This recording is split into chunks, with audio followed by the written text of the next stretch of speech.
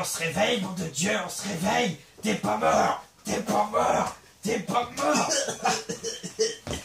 Combien de fois je t'ai dit d'arrêter de t'étouffer avec le saucisson? On retire la peau avant de le manger. Et c'est juste en train de faire une sieste? Eh ben, couche-toi alors. Merde. Ça me servira, moi, aider les gens, fais chier, puis merde.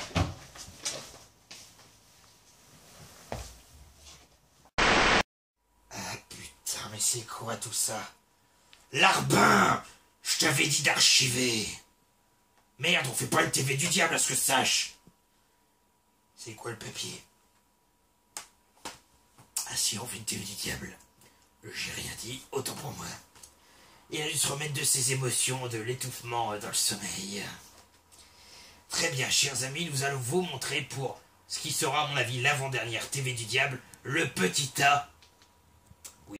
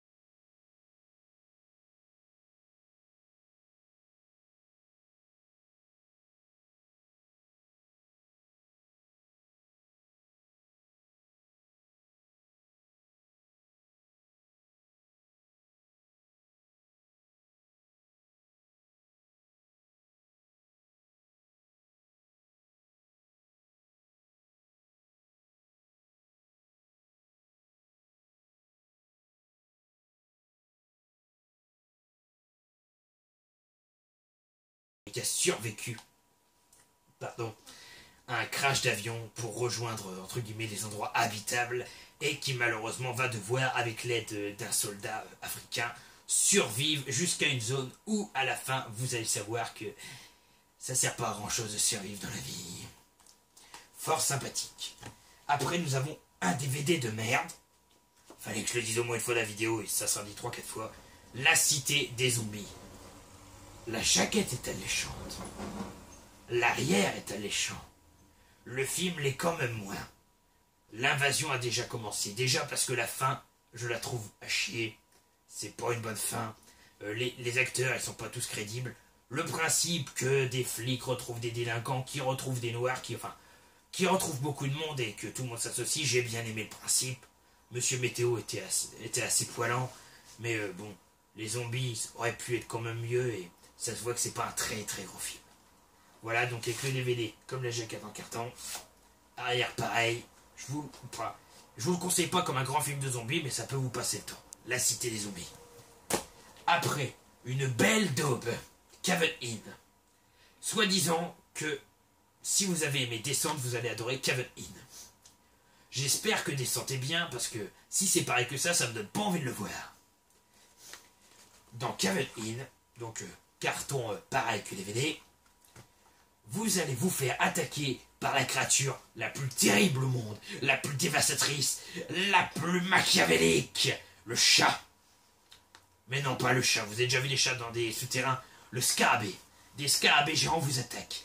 Déjà, les effets 3D des scarabées sont à chier. J'ai l'impression que ça fait pas réel. Et bah, c'est un peu le cas, mais c'est immonde, immonde. L'histoire est pas top top. Pourtant, il y avait des choses assez sympas à faire avec, mais bon. Je ne vous conseille pas du tout, c'est pas tip top. Ensuite, un excellent film, La Maison de Cire. Si je ne me trompe pas, c'est un remake, enfin, un remake plus ou moins. En tout cas, ça a été inspiré d'un ancien film des années 80, ça doit être ça, dans ces eaux-là, qui s'appelait Le Masque de Cire. Si je ne dis pas de bêtises, évidemment. Donc ça, c'est une très très bonne histoire, donc d'un groupe de jeunes qui vont se ramener dans une ville où, bizarrement, il y a plein de poupées de cire. Donc déjà, c'est troublant, mais en plus, vous allez apprendre que ces poupées de cire étaient autrefois des gens qui, par deux frères malades, et anciens siamois, ont été transformés en poupées de cire humaines. D'ailleurs, un des amis se fait choper et se fait transformer en poupée de cire, c'est tout simplement immonde. Quand ils veulent le sauver parce que les yeux bougent encore, en dessirant la cire, vous voyez tous les muscles tellement vous avez dessiré la chair avec. C'est un très bon film d'horreur, bien macabre, j'adore. La maison de cire à conseiller à tous. 2 petites secondes, pause de cheveux. Voilà, ça va aller mieux. Je chuchote un peu. Ensuite, Van Helsing avec The Big Monument, Hugh Jackman. Et je comprends, au sourire de mon larbin, qu'il a bien aimé. Excellent, avec l'actrice par contre que j'ai plus le nom, par le réalisateur de La Momie, le retour de la Momie, avec Brian Fraser, déjà, 2 films que j'avais aimés. Donc un Hugh Jackman au top de sa forme qui interprète le chasseur de démons, vampires et autres, à savoir Van Helsing, et qui m'attriste parce que déjà, dès le début du film, il tue le Dr Jekyll. Putain, il était bien fait, il était sympa comme personnage. Et donc qui après va devoir niquer pas le moins que Dracula, en s'aidant de Frankenstein, en devenant un loup-garou. Si ça c'est pas reprendre tous les stéréotypes des plus grandes créatures d'horreur, faudra me dire ce que c'est. Donc pareil, un film fort sympathique. Donc je vous l'ai déjà montré, mais c'est parce que je trouve le DVD sympa avec la grosse, entre guillemets, le gros vampire. Et avec des acteurs au top de leur forme, une histoire qui se tient, et un Frankenstein qui est fait à la perfection. Il est super beau à voir. Et tous les autres aussi sont très beaux à voir. Très bon film que je vous conseille à tous. Ensuite, un film qui est un peu mal vieilli que Peur Bleue. D'ailleurs, tu vas voir à l'arrière, depuis quand ça te fait des sourires aussi cons, les loups-garous? Là, tu veux faire le même sourire. Mais oui, t'as une belle dentition, petit con. Enfin voilà, c'est une histoire assez sympa, tirée d'une œuvre de Stephen King, Peur Bleue, d'une histoire d'un village où les loups-garous sont omniprésents. Mais qui est le vrai loup-garou? Cherchez donc, et vous allez vous dire que c'est la personne que vous soupçonnerez le moins. Très très bon film à conseiller également. Avec des acteurs connus, dont l'acteur qui joue dans Gingerman, c'est pas une grosse référence, c'est pas une très bonne. Et Journal d'un tueur intime en série, donc qui est une très mauvaise référence aussi, mais c'est les seuls qui me viennent en tête. Ensuite, Amityville 4. Donc, que j'ai toujours dit qui était mieux que le 3, mais qui ne valait pas le 2 pour moi, mais qui reste un Amityville sympa, c'est La Maison du Diable. Donc pareil, un Amityville super sympa, où cette fois, pareil, un prêtre qui exorcise une maison, une famille qui arrive et qui tue tout le monde.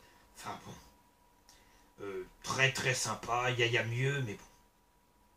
C'est, en tant que je relis vite fait, voilà. Le démon est possédé dans une lampe, qui va tuer un perroquet, qui va tuer les enfants et qui va tuer tout le monde. Mais franchement, vous allez me dire que les gens ne peuvent pas bousiller une lampe, alors qu'aujourd'hui tout le monde nique sa télé sans le faire exprès. C'est pas au goût du jour, ça se voit. Hein. Sinon, ça serait la PlayStation 4 qui serait hantée. Et là, tu te fais étrangler à coups de manette. Hein, ça pourrait être intéressant comme sujet à développer. Après, un film assez sympa, mais pour moi, c'est pas la meilleure version, du tueur inconnu qui est le Zodiac. Un tueur jusqu'au jour d'aujourd'hui, qui n'a jamais été découvert et qui était réputé pour son symbole du rond avec une croix au milieu. D'ailleurs, il y en a qui traînent par ici, le Zodiac est peut-être de retour. Donc, une enquête avec des acteurs assez connus, Justin Chambers qui joue dans Grey's Anatomy, et Robin Tunney qui est un bon acteur qui joue dans Prison Break, je crois, de mémoire. Et donc voilà, on va voir, c'est rigolo parce que là on voit le meurtrier qui est le Zodiac. Comment ils ont trouvé l'acteur pour jouer le Zodiac alors que dans la vraie vie on sait même pas qui c'est? Expliquez-moi. Enfin bref. Voilà, un très bon film sympa, mais c'est pas la meilleure version. Un film par contre que j'ai adoré, Corner Red, que trouvé en vide-grenier à 1€ par ma mère. Donc pareil, jaquette identique au carton. Et donc qui raconte une histoire assez sympa d'un tueur en série qui va tuer les gens dans un petit magasin, mais de façon très originale, et bizarrement, de la façon qu'avaient dit les gens qui tueraient le tueur s'ils le trouvaient. C'est à peu près français, on va dire ma phrase. La fin est géniale, les morts sont assez sympas, et on a des personnages qui sont vraiment différents les uns des autres. Je trouve que c'est un bon petit film de tueur en série. Juste ensuite, un film d'horreur, avec Ben Stiller. Non, c'est pas un film d'horreur, je plaisante. La vie rêvée de Walter Mitty. Donc un film assez émouvant, c'est loin d'être le meilleur de Ben Stiller, après je l'aime pour sa comédie, c'est peut-être pour ça, mais il y a des moments assez trippants sur un homme qui n'est absolument rien, parmi tant d'autres, et qui va devenir une véritable légende que tout le monde va apprécier. Et la fin est très émouvante, très très beau film de Ben Stiller malgré tout. Après, comme à mon habitude, j'ai regardé le coffret de Pulse 2 et Pulse 3, et je viens de comprendre un truc élémentaire. Quand t'as pas vu Pulse 1, tu comprends rien. Donc va falloir que je trouve Pulse 1 pour mieux comprendre. Donc pareil, coffret que je vous avais présenté, classique, avec Pulse 2 et 3. Donc quand les machines sont vos pires ennemis, donc on va suivre la vie de plusieurs personnes, si vous voulez, qui sont confrontées aux machines, qui vont essayer de trouver de l'aide, et qui en fait doivent se battre contre des êtres virtuels comme des hologrammes, qui peuvent malheureusement les tuer et leur faire des cloques. C'est assez glauque, mais c'est un bon film. C'est vraiment, c'est de la science-fiction horrifique, mais c'est super sympa, je vous le conseille très bien. Après, également un film de Wes Craven, Invitation en enfer. Donc un film qui n'est pas un très grand film de Wes Craven, pas le plus connu, et vu que je l'ai eu à 1 € à Nose, ça doit être pour ça que ça doit pas être un des plus connus, vous allez me dire. À Nose, les plus grands films du monde, et autres.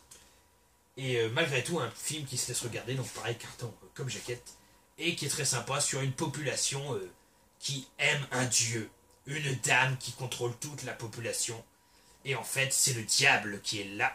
Malheureusement, le mari d'un couple va passer la porte du diable, entre guillemets, et retrouver les âmes de tous les gens emprisonnés dans une réalité virtuelle. Donc un film très bien, que je vous conseille également à tous. On va aller encore plus vite que tout à l'heure. Gruesome, film de tueur à chier. Voilà, j'ai résumé le film. Pas top du tout, avec du sang rose bonbon, comme vous voyez, complètement raté, rose vif, que je ne conseillerais à personne. Donc c'est du mal-être, comme le disait ma chanson, mais c'est pas net et c'est nul. Voilà. King Kong, donc tout le monde connaît, avec Jack Black et tant d'autres acteurs comme celui qui joue dans The Pianist. Donc je n'en dirai pas plus, tout le monde connaît King Kong. Très bon film que je vous conseille à tous, aux multiples Oscars. Gamebox 1.0, il y a une manette, ça m'a alléché, je l'ai regardé, j'en ai dégobillé. Un monde virtuel complètement à chier que je ne vous conseille pas. Ça fait partie à mon avis des pires films que j'ai vus, ne le regardez pas. C'est un film qui ne vaut même pas le coup, vous vous endormez devant. Leur hit avec Anthony Hopkins, très bon film d'exorcisme entre guillemets. Donc moi j'adorais, quand vous crachez vos péchés, vous crachez des clous. Chose ô combien logique. Avec un Anthony Hopkins au top de sa forme, très très bon film. The Hitcher, qui ne vaut pas l'original, dont j'ai vu des extraits au début du film, qu'il faudra que je trouve, mais qui malgré tout est très bon, avec l'acteur qui joue, pour vous donner le point de vue, le père dans la première saison de Game of Thrones, également Boromir. Oui, c'est pas Faramir, c'est Boromir, dans Le Seigneur des Anneaux. Donc un excellent acteur que je vous conseille à tous dans The Witcher, très très bon remake de ce film culte. La possession de Paul Twist, donc pareil, excellent film sur la possession d'un homme. C'est plus psychologique parce qu'on voit pas des personnes vraiment, c'est des personnes qui l'imaginent et dans une histoire avec un clown tueur. Donc très très sympa, je laisse regarder. Delivery, quand le livreur de... Parti. Nous avons également Delivery, donc très très bon film de livreur de pizza. La fin est bien meilleure que le reste, surtout niveau gore, car les meurtres arrivent dans les 20 dernières minutes, je dirais. Mais vous pouvez y voir un mec assez costaud, assez lourd. Donc pareil, un carton et jaquette identique. Mais ça reste un film très sympa que moi j'ai bien kiffé, même s'il faut vraiment tenir à la fin pour profiter de toute la splendeur de ce film ultra gore. Ensuite, le loup-garou de Paris, avec une apparition de quelques minutes à peine, voire quelques secondes, de Thierry Lhermitte. Très bon acteur de Des Bronzés. Et de maints autres films d'ailleurs. Donc Grand Prix Festival du film fantastique genre 88. Donc Le Loup-garou de Paris, un film de loup-garou qui ne vaut sûrement pas Le Loup-garou de Londres, mais qui reste très très très très bon selon moi. À conseiller. Après, avec deux, ouf, on va pouvoir faire doubler. Les détours mortels. Si vous devez faire un détour, ne le faites pas par chez eux. Donc j'ai le 1 et le 4, enfin je trouve 2, 3, 5, 6 même. Et donc le 1 était vraiment excellent, terrifiant. Donc pareil, c'est un peu comme La Colline à des yeux, ça se passe avec des créatures déformées, étranges. Et le 4e se passe dans la neige, donc ça reste le même principe. Putain d'ambulancier de merde, est-ce que vous avez fermé votre gueule avec votre musique? Et ils ont eu peur de moi, ils se sont barrés. À tombeau ouvert. Et donc du coup voilà, des gens déformés qui vont tuer des amis, qui vont tuer d'autres personnes de façon très gore et très variée. Excellent. Dans celui-là, je me souviens d'un coup une fille dans les arbres. Elle se fait trancher la tête à ce niveau, bien là, avec une hache enfoncée. Le corps tombe, il y a juste la tête qui reste. Tu retires la hache, il y a tout qui tombe. C'était ultra gore, donc des tours mortels très très bons. Cujo, d'après une histoire de Stephen King, donc un chien enragé. Donc ça a pris un sérieux coup de vieux. Mais je suis épaté du fait que le chien joue très bien son rôle. À mon avis, ils ont dû prendre du temps à le dresser. Et ça reste un très bon film, fort sympathique. Après, avec Elijah Wood, alias Frodon Sake dans Le Seigneur des Anneaux, nous le revoyons dans un film d'horreur, alias Maniac, le remake. Donc un mec fasciné par les mannequins qui en fait découpent les cheveux des gens, ouais, comme les Indiens, scalp, pour ensuite pouvoir les remettre sur des mannequins, et il croit voir des vraies femmes dû à ça. Complètement dérangé le garçon, et la fin où il se fait arracher sauvagement le visage par des mannequins, enfin qu'il imagine que ça se passe comme ça, est tout simplement très bien fait, mais terrifiant et gore. Mais c'était génial à faire. Après nous avons Seven, donc l'édition collector, avec le boîtier qui n'est pas tout à fait pareil, avec pas moins que Morgan Freeman et notre célébrissime, génialissime Brad Pitt. Non, là je vous fais des acteurs inconnus, personne ne connaît ces acteurs. Et donc dans une enquête policière en rapport avec les 7 péchés capitaux, on les voit tous et la fin est vraiment très bien faite pour achever le tour des péchés capitaux. Excellente. J'adore les péchés capitaux, je les ai tous en frein. Gourmandise, colère, avarice, méchanceté bientôt à la fin de l'émission avec mon larbin. Me regarde pas avec tes gros yeux, tu vas en prendre pour ton grade. 6e sens après avec Bruce Willis. Donc là c'est pas vraiment de l'horreur, c'est plus de la science-fiction paranormale.